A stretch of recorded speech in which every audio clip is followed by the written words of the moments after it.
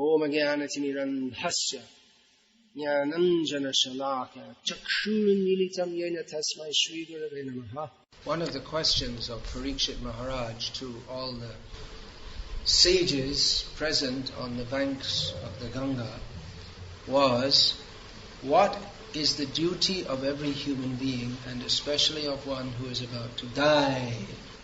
Here, in this verse which we're reading today, this question of Parikshit Maharaj is answered. What is the highest duty of every human being? Well, someone may say to study Sankhya philosophy, study science. Sankhya is equated with science because it examines and identifies and classifies the categories of this material world. As modern science is based on mathematics, so also Sankhya means literally counting. So someone may recommend that the highest perfection of life, and therefore the proper duty can be attained by, and therefore the proper duty of every human being is to practice yoga, which Srila Prabhupada has translated here, Yoga Abhyam, as knowledge of mystic power. And the translator into Tamil has translated as Ashta Siddhi, which is not, it's like moving, not exactly what Prabhupada said. Anyway. Or someone may say, you just follow your varnashram duty. There may be various recommendations. What is the best thing to do? Someone will say you have to bathe yourself in the blood of Jesus. Have you heard this? Never heard this? Many Christians in the West, they preach like this. You heard this before? You have to bathe in the blood of Jesus. What a horrible idea. Many years ago in Calcutta, this is, must be like 28 years ago, something like this. Our accountant, who was a hired man, Mr. Das Gupta, he came one morning looking very happy to the temple. Came to the temple looking very happy.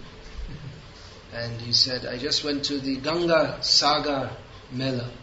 That one day every year in the winter, just after the month of Magh, there is the Ganga Sagar Mela. At the Ganga Sagar, where the Ganga enters the sea in Bengal, it's said that if you take bath there on that day, then you achieve mukti. So many people go there. So Mr. Das Gupta said, I went to the Ganga Sagar Mela, took my bath. He said, now I don't have to do anything else. That's it. No need to do any more rituals or bhakti or any pious activities. I'm liberated. He didn't realize that just by being in the temple of Krishna every day, even though he didn't go there for devotional service, but just by hearing the holy names of Krishna, and I suppose he might have gone to the temple sometimes and he must have gone for darshan every day. He's a Hindu after all. And every day he was taking prasadam. And any one of these activities is far more beneficial than going to take bath in the Ganga Sagar Mela.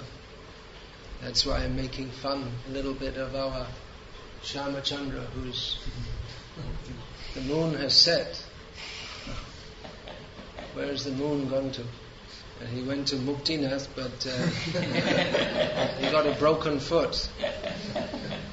He didn't get liberated from all difficulties. So Shukadev Goswami is putting all the Vedic knowledge into perspective in this verse. Okay, you want to do Sankhya? Do Sankhya.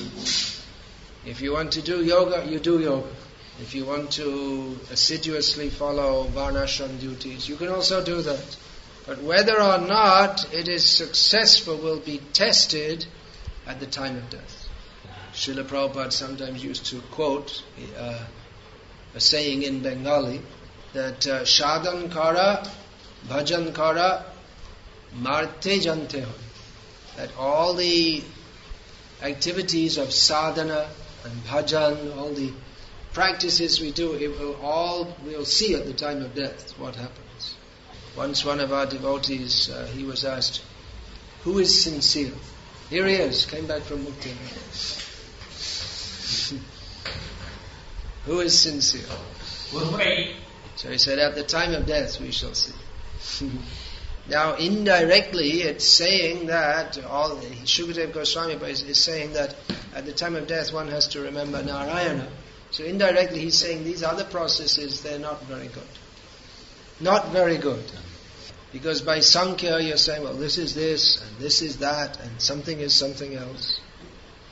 But if you're not focused on Krishna, then you're just focused on Krishna's material energy, then we remain within Krishna's material energy. Of course, the Sankhya philosophy, which is given by Devahuti Putra Kapiladi, the Supreme Lord, that is very good.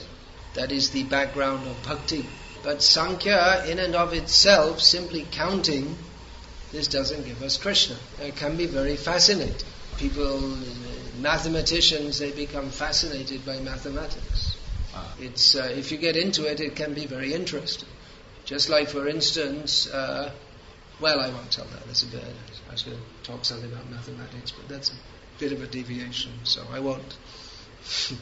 So, if you're all the numbers, you're counting this and that and this and that, you don't find number one, Krishna, then it's all useless. In mathematics, everything depends on one. 2 is only 2 ones. The 2 is only 2 ones. So 1 is the basic unit. So Krishna is the basic unit of everything. Srila Bhaktisiddhanta Saraswati Thakur, when he met scientifically minded people, he would present Krishna consciousness to them in terms of mathematics. He might, for instance, refer to Krishna as the essential integer. I don't know how you're going to translate that into Tamil. Integer means, it means number. It's slightly different. And essential means sara, something like that. So, anyway, let's go on. So, he himself, Bhaktisiddhanta Saraswati Thakur, was a brilliant mathematician because he was a student of Jyotish. So, in those days, Jyotish, the calculations weren't done by computer, they had to be done personally. So it required great knowledge of mathematics. Nowadays you see anyone picks up a book, teach yourself astrology. But actually to understand astrology, one needs to know astronomy, first of all. Actually in Sanskrit, for both astronomy and astrology, it's the same word, Jyotish. So to know astronomy, one had to know mathematics. One had to be learned in spiritual knowledge and have knowledge of the principle of karma. And one had to know Sanskrit, of course. And one had to practice sadhana and be pure also. Otherwise you wouldn't have insight. You could study in a very formal way, but you wouldn't have insight, you wouldn't have realization. Unless one lives a very pure life and performs sadhana, he's not blessed by Saraswati to understand the import of the knowledge that one is learning. And one has to be very pure also to give to be able to give proper advice to others without exploiting them. So Bhaktisiddhanta Saraswati Thakur was already in his youth, the greatest Jyotishi of the era. But he left it. He left that. He left that study. Actually, he was given the name Siddhant Saraswati for his expertise in Jyotish. At the age of 15, he was given that title. But later he thought that the real Siddhanta is Bhakti, and he became known as Bhakti Siddhanta Saraswati. So he left that study and concentrated on Bhakti Siddhanta. So similarly, yoga, one can perform exercises. Nowadays people think that yoga is exercises, but that's not really the point of Patanjali's yoga. That's there, performing exercises is there, that's part of it's an angsha. It's one of in the Ashtanga Yoga, one of the 8 angas or parts is asana, which means sitting or the various yoga exercises. But the ultimate goal, or the 8th stage, is samadhi. So one can perform yoga, or one can perform one's duty within varnashram very perfectly, as a brahmana, kshatriya, vaishya, or shudra, or as stri dharma, as a wife assisting the husband in all his activities. But one has to remember Krishna at the time of death. The most important thing in life is how we die. Now, how we die doesn't mean whether we die on a bed or whether we die drowning in a river, but it means what is the state of our consciousness. So although all these processes like Sankhya, Yoga and Dharma, they are no doubt purifying to some extent, they do not in and of themselves prepare the practitioner to remember Narayana. That is not the central point of their systems. So if we don't practice throughout our life to remember Narayana, then how are we going to remember him at the time of death? Therefore, we find that the conclusion of Bhagavatam, stated again and again and again in various ways, is that one must perform Bhakti Yoga, Etavan, Sankhya. That means all process. These 3 are specifically mentioned here. But whatever processes, whatever processes there may be, one has to, they will be tested by seeing if one remembers Krishna at the time of death. So Shukadeva Goswami is entering the arena or the scene where Parikshit Maharaj is gathered, so many rishis have gathered around him. And he's immediately giving the correct understanding. And Shukadeva Goswami, he entered this place where that's now called Shukatal, where Parikshit Maharaj was sitting. And everyone could, the sages who were present, they could understand from his bodily features that he was highly exalted spiritually. There are certain physical features which distinguish someone who is very spiritually advanced. Pancha Dirgha, Pancha Sukshma, these are described in Shastra. 5 very long, some things are very long, and 5 things are very fine. So the arms should be very long, just like it's described about Gaurnitai, Ajana Lambata Bhuja, that they have arms stretching down to their knees. So 5 things are very long, 5 things are very fine, including the intelligence. That cannot be seen, it's not really part of this, not physically observable. Then there's the Sapta Rakta, the 7 places are reddish. So like this, they recognized Shukadeva as a highly exalted spiritual person, but they didn't know what understanding he would espouse, because there was no sign to suggest that he was a Vaishnava. He didn't have tilak or neck beads. Of course, there's tulsi neck beads. Even all Vaishnava sampradayas don't wear them. But tilak, that is what do they call? The Western scholars, they translate this as the sectarian mark. We can say in Sanskritam, Sampradayak Chinna. Well, the Vaishnava Sampradayas of this Kali Yuga hadn't been founded at that time. Another thing is that Shukadeva Goswami he had left home without undergoing any kind of Upanayanam or Diksha ceremony. As the son of Vyas, a great Brahmin, it would have been expected that he would have an Upavitam. Upavita, Pavitra, Yagyopavita, these are Yagya Sutra, there are so many words for that. So, but he didn't have that either. He's addressed in Bhagavatam as Vyasa Sunu, the son of Vyas. But he didn't have any sign to show that he was the son of a Brahmana. But, so he was there, so no one knew actually what he was going to say. And when he started speaking, everyone might agree with him, because he's talking about detachment from this material world. But now he's, in the previous verse and this verse, he's coming to the point. Everyone can understand what is his position.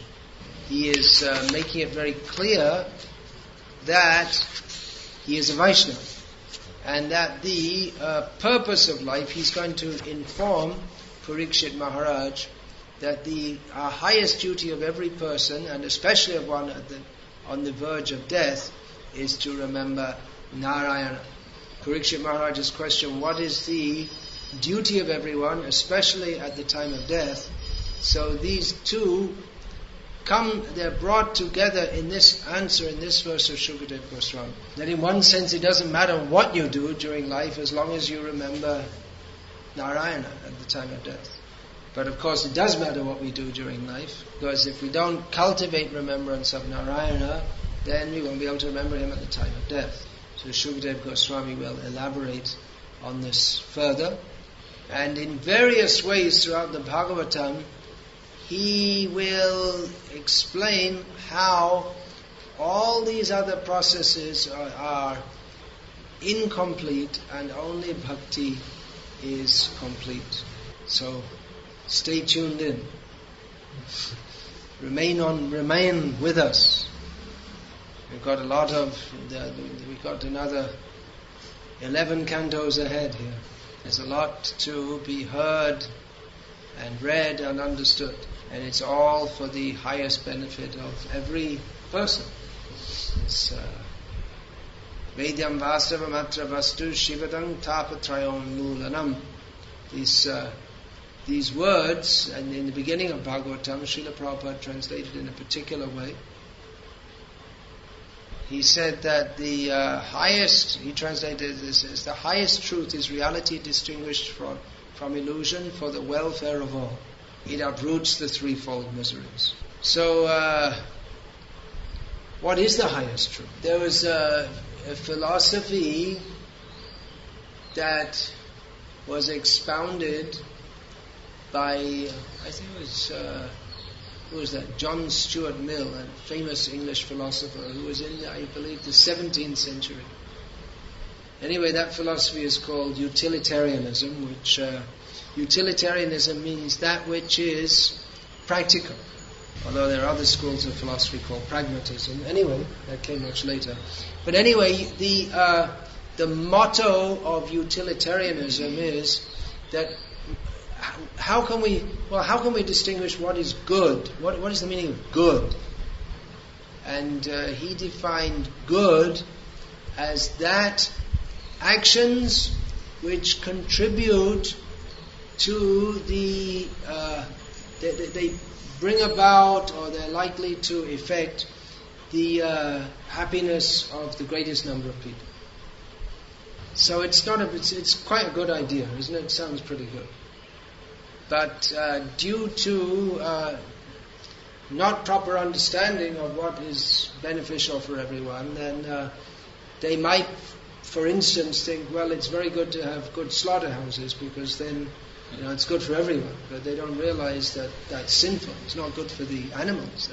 Or communism. If you study it, if you study Marx's the ideas of Marx and Engels, who are the philosophers who dreamed up this communism, it seems like good ideas. That everyone should be equal, property should be shared by everyone, and no one should dominate anyone else, and everyone should work for the benefit of everyone and produce according to their capacity and take according to their need.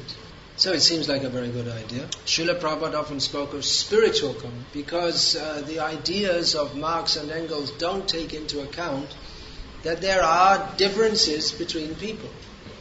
And some people are fit to lead and some people are fit to follow. And the tendency for the strong to exploit the weak is always there as long as the consciousness is not purified. So the idea of equality, that's there in the Bhagavad-gita actually. We have the term samadarshana, seeing everyone equally. Where does that term come up? Which verse? Who can say the verse? Vidya vinaya sampane brahmane gavi hastani shuni chaiva shvapakecha pandita samadasha. So one who is a pandit, he sees a learned and gentle brahmana, Vidya vinaya sampane brahmane, a cow, an elephant, hastani sounds like a female elephant. Then Shuni, a dog, and a dog eater, sees them as the same. Now, of course, this has to be understood in context. That, as Prabhupada said, that we see all living beings equally. That doesn't mean we embrace a tiger. We have to understand that all living beings are part and parcel of Krishna. But we have to, while in this material world, we have to interact with the world in terms of its present situation to a large degree. Anyway, the point I'm making is that there have been and are many philosophies within the world, and many of them may have some good ideas. But the good ideas can be brought to their perfection by the Bhagavad, a philosophy given in Srimad Bhagavatam. Srila Prabhupada discussed various philosophers and their ideas with some of his disciples.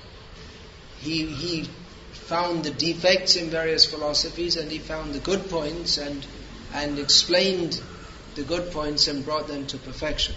So that collection of discussions has been published as a book.